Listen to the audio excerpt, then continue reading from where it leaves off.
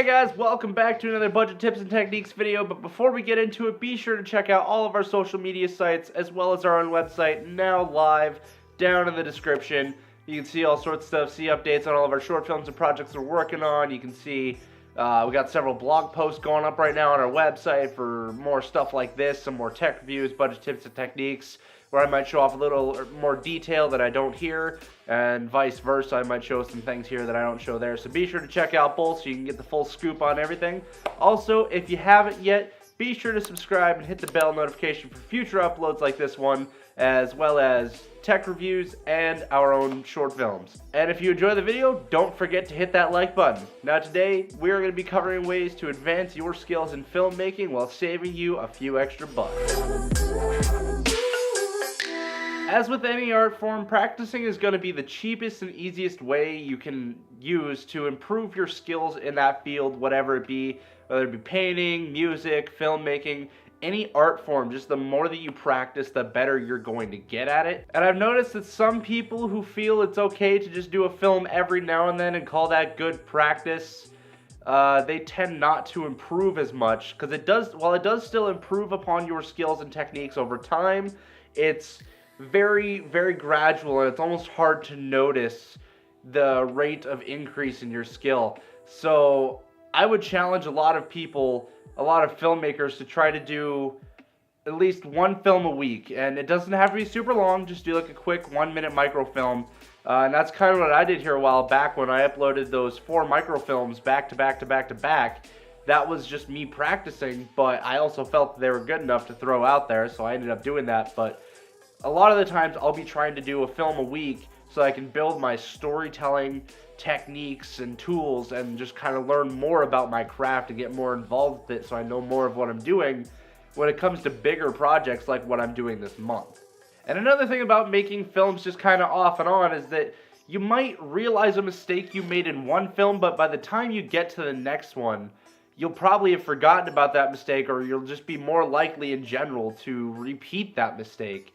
And that's never a very good thing to have. So it's one of those things where the more often you do it, the more you'll realize those mistakes, and the less likely you'll be to end up implementing those mistakes into your art again. Film is just not an art form to be casual about. It's one of those things where it won't get you anywhere doing that. So getting into the habit of making 1 to 2 microfilms a week will improve your skills in cinematography, storytelling, editing, and various other skills used in filmmaking. I've already noticed it increasing my skills a lot, even just from doing those 4 microfilms that 1 week. I realized a bunch of things that went wrong, a bunch of things I could do better, and I used the whole thing as just a pure learning experience.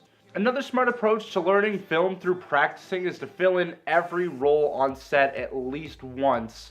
Actually, I would say at least 2 or 3 times, but while you're still practicing and learning and just starting out.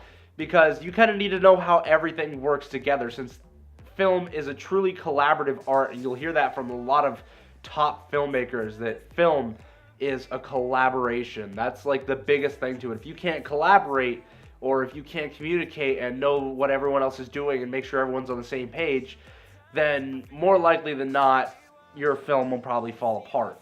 At the same time, if you're working on a film alone, you'll still want to know all of those positions and how they work, so that way you can know how things need to go, or what stuff needs to be going on to make everything cohesive for everyone. Like even me, I haven't really worked on a full set with a full crew. I've done pretty much every role: director, DP, grip, first and second AD, and I've even acted and done all this other stuff on set. I've had to fill in all of those positions.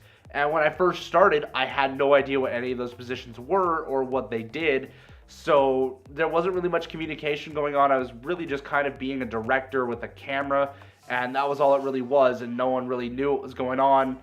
And surprisingly, it still managed to work out in Priceless. I don't know how that happened, probably just because I was really close friends with everyone there. But more likely than not, it's not going to work out that way. If you don't have proper communication, no one's going to be on the same page, and no one's going to know exactly what's going on or what to be doing. So if you're knowledgeable by practicing and by doing all these different roles, stepping into the writer's booth, stepping into the editor's booth, taking on all these different roles, maybe directing for a project, or asking a friend if you can be a DP for their project. Just learning all of these different positions will give you so much more knowledge throughout the entire process that it'll just make it that much easier when you go to do your own films, and you'll be able to keep everyone pretty much on the same page. Alrighty, so this section I have done before in a previous video on a different channel. If you haven't seen that yet, I'll post the link to it in the description and the info card up here for Chris Talks Reflection. But the thing is, reflecting on past work is such an important tool for any artist, and it's completely free, so there's no reason not to do it.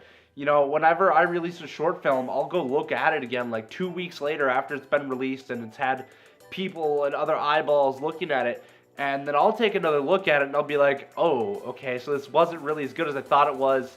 Things didn't play out the way I thought they did in my head.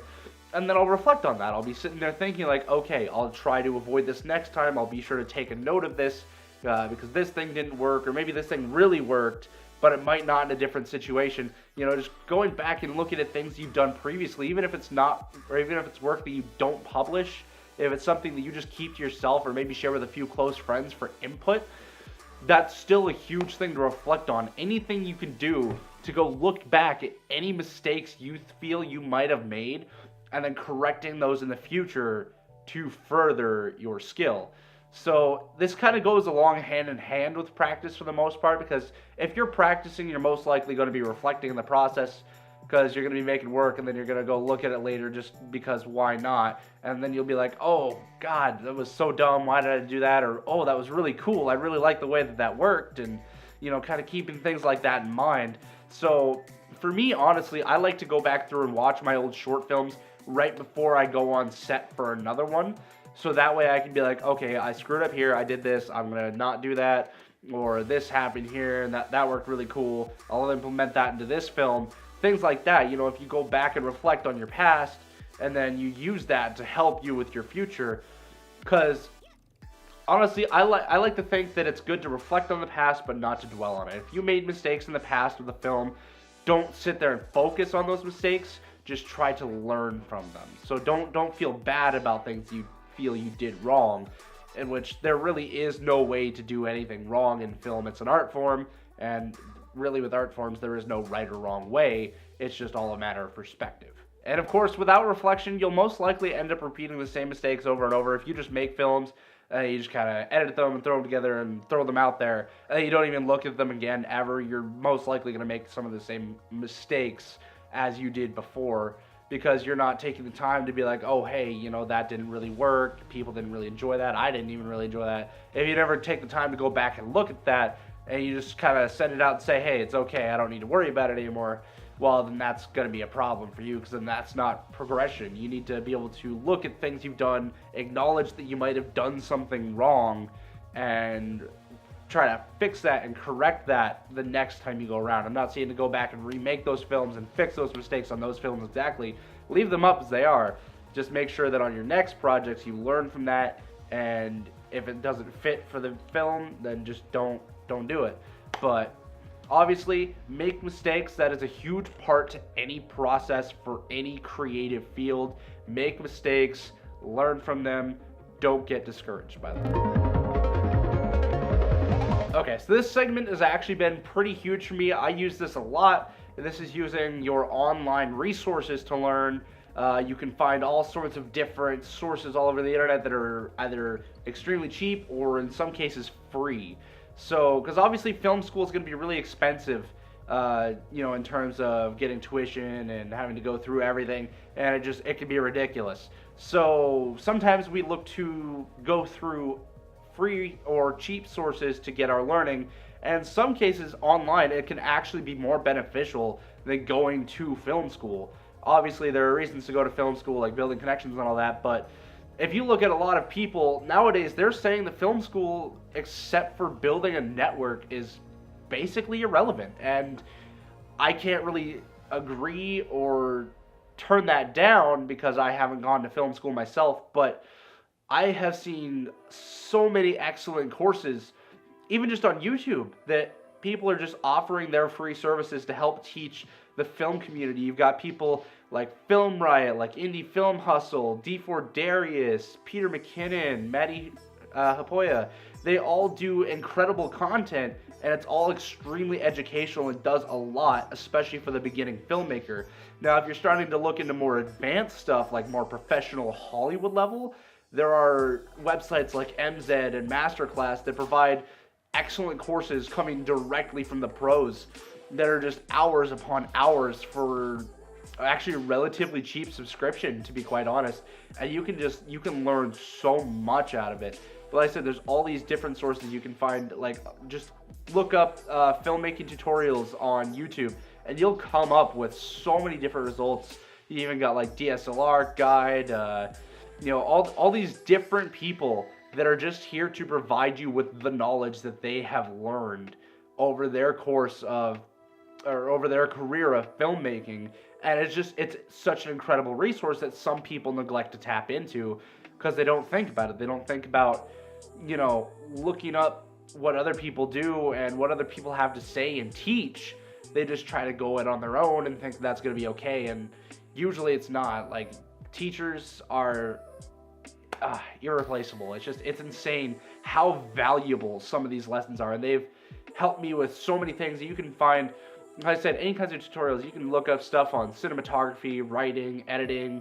You can look up numerous tech reviews. That's how I ended up finding the C100 and the NTG4, is I looked up tech reviews for some of the top equipment in my budget, and I was able to narrow it down to these, and they just were the perfect fit for me.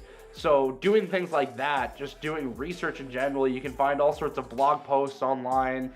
For example, my website, I have blog posts all the time that has filmmaking tips. I've got tech reviews. I've got a couple movie reviews. I'm working on building it all up right now, but I do have it started, and there are several other resources online that are very similar to it. You can find all sorts of audiobooks and all sorts of other educational books just everywhere. I just encourage you to go out and try to find some of those and just kind of go through them. They really do benefit you a lot. Podcasts, even like I mentioned earlier, Indie Film Hustle. I've been listening to Indie Film Hustle's podcasts a lot lately, and they're incredible. There's so much valuable information to be learned there. I've been learning a lot of stuff about distributing my own films, about iPhone filmmaking, entering film festivals, all these various topics. There's just such a wide range of stuff that you can find online that is super beneficial to anyone looking to be a filmmaker, and I highly encourage you to go take a look at some of that stuff. Oh, you've gotta learn. Okay, moving on to my second to last tip for this video. Meeting others is such an important part of filmmaking, and I can't stress this enough because I come from a small town where there's not many filmmakers. There's not a community here. Basically, all I had was my high school media class, which by the end of my my time in high school, I was teaching that class. It was such a basic thing, and not many people were into it. It was just something they were taking to get extra credit. So it's one of those things where you need to look into your local area and find communities of other filmmakers, because like I mentioned earlier, film is a collaborative process, and like I said, pretty much every filmmaker ever will agree on the fact that film is a collaborative process, and in more ways than one. Not just on set, not just in writing, not just in editing. Sometimes it's just collaborating with others by getting together and talking about things, just sharing ideas and just getting together with other artists in your field and just conversing with them. Like, I've learned that that's such a great way of learning. I myself, like I said, I don't have a community here, so I've had to find other filmmakers via the internet, and I've met David from Beanfield Productions and Josh Bywater and his crew from Platinum Productions. By the way, both their links in the description. Awesome channels. Definitely go give them a shot. Definitely worth watching. But they're both incredible filmmakers in their own rights, and I've been collaborating with them, not so much in actual work and actually sharing our work and working together on our projects, but more so being kind of a creative entity where we talk amongst each other and kind of bounce ideas off, or just certain things like that, get opinions from each other, and because we all have kind of this different eye the different ways of looking at these projects. So you're kind of getting several different perspectives. I know for me, it's very limited having so few contacts to collaborate with, and I've been working on reaching out more and more, and hopefully when I end up moving to a different place, I'll end up moving somewhere where there is an actual film community, and I'll work on kind of getting into that. But like I said, just finding others within your field can actually prove to be super beneficial. And even if they don't help you on your project, you can maybe find a way to get on one of their sets or something like that can help with one of their projects, and you can see their perspective of how they work, and it might kind of open you up a little bit. Think about, hey, why am I only doing it my way when there's this possibility? Or I don't know why he's doing it that way, so maybe I'll go ask him. Things like that, just kind of things that make you question a little bit more, because you can't learn if you don't question. That's kind of the thing for me, is you can't just kind of walk through things and expect to just come out and have learned everything. You need to go through it asking questions, asking yourself questions, asking others questions, just asking open-ended questions. Just you have to ask these questions and then find the answers. That's the only way you're really going to learn, because if you just kind of walk through things, it's probably just going to go in one ear and out the other, if it even goes in at all. So, as I said, finding new perspectives helps kind of open up your mind a little bit and be a little prepared to think differently. And that is kind of a huge thing of film, is we can't always repeat the same things we do over and over again. Like, if you'll notice throughout all my films that I change a lot. Like, I'm still working on developing my style. And that's another huge thing to film, is looking at other people's perspectives might help to even open up your style and develop the way that you work on film. And it's just kind of one of those things where you will find your style eventually, but only through everything I've mentioned so far: working, reflecting, practicing, meeting other people, finding online sources, and just kind of researching your topic, rather than just going in head first and thinking that everything's just going to work out great in the end. You have to put in the effort, you have to put in the energy to yield anything out of it. Alrighty, so my last bit kind of ties in, or my last piece of advice kind of ties in with the last thing that I mentioned.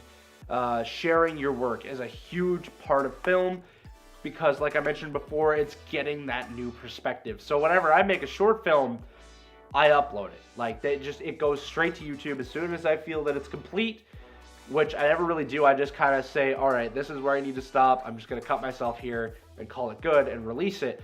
And so I release it, I share it to the world, I make it public for everyone to view, so that way I can get this different perspective. And like I mentioned earlier in the reflecting section, when I was talking about reflection, when I release things, I get new eyes to look at it. I'll go back and look at it again, and I'll have kind of this fresh view of it, and I'll be like, oh, hey, that didn't work. So this really ties in with everything that I've been talking about so far. You got to make the work, you got to reflect on it, you got to show it to other people. So this really just kind of ties in with everything else. And like I said, it's getting a fresh set of eyeballs, and I try to find as much unbiased eyes as I can, because sending it to my friend David at Beat Film Productions or Josh at Platinum Productions, they're more likely to say, hey, that was great, I loved it, it was fantastic, rather than give me constructive criticism, because they're my friends, and obviously they want to be polite, they don't want to tear me a new one. It's one of those things where obviously you probably have to get more comfort with it and giving that constructive criticism, and I don't blame them at all.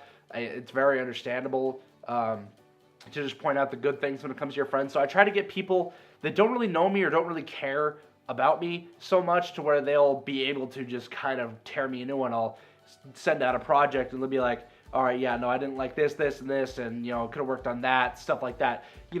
Sharing it around like that and getting that feedback is such a huge thing, because it helps you get some fresh eyes on something that you may thought you have done right and thought was done really well, but it turns out no one else really likes it all. So, and once again, art still just a matter of perspective, but if you get kind of a general consensus on how people feel towards the thing, if everyone kind of feels the same way towards something, then that means it's probably how it really is, rather than, and you just see it differently type of thing. So it's one of those things where you got to have, once again, an open mind, be ready for constructive criticism, be ready for people to tear you new on, those internet trolls. It happens, It always does. There's always going to be people that are just going to bash on your film for no reason and give you no input whatsoever. So just keep an eye out for the input. You find trolls, just ignore them. They're not worth your time. They're just there to spread pain and hatred, and they're just not at all worth your time. So just completely ignore them. Anyways, guys, I think that's all I really got for you today. Once again, if you like the video, be sure to smash that like button. If you want to see future uploads like this, as well as tech reviews and our own short films, be sure to subscribe and hit the bell notification, and check out all of our social media, where we'll be updating all of our uploads, all of our short films, and all sorts of things. And of course, our website with our blog posts. Be sure to check those out. All links down in the description. Thank you guys for stopping in today.